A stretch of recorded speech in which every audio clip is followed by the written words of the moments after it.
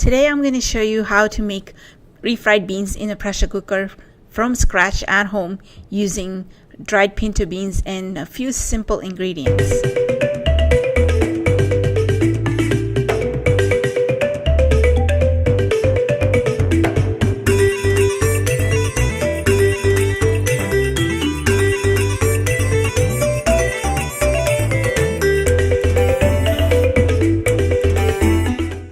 Start by adding 1 tablespoon of olive oil, 3 cloves of garlic finely shredded, and 1 Roma tomato.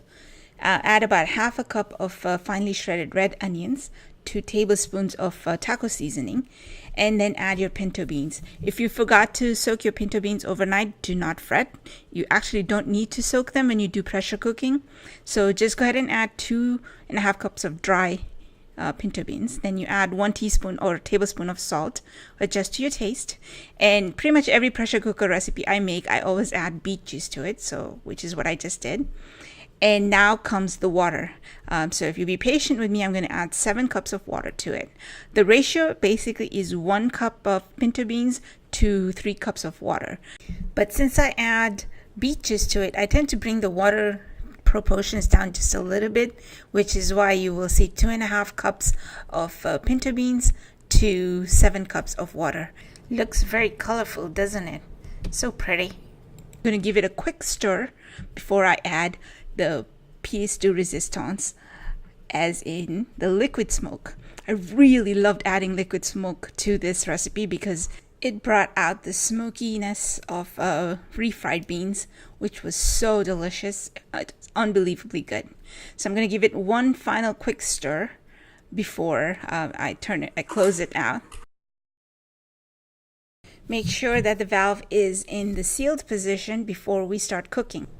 Now that we are ready to cook this pinto beans and make our kick-ass refried beans, the first thing to ask yourself is, how long is it going to take to make this pinto beans into refried beans?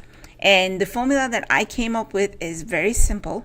It takes 2.5 cups of dried, unsoaked pinto beans, a good 60 minutes to fully cook and be able to reach the point where you can easily mash them.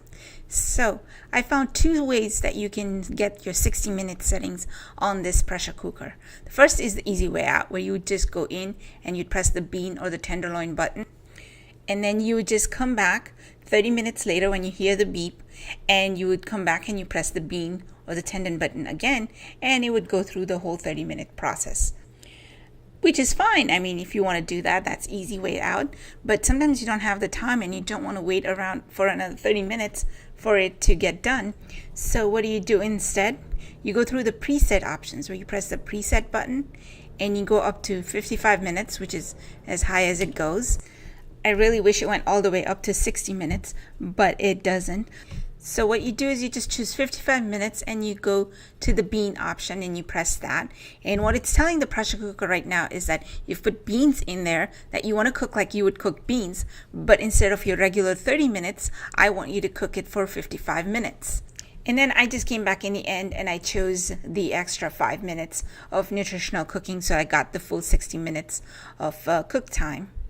And a quick side note, I reshot this segment because the original one I had taken was very blurry and you couldn't really see anything.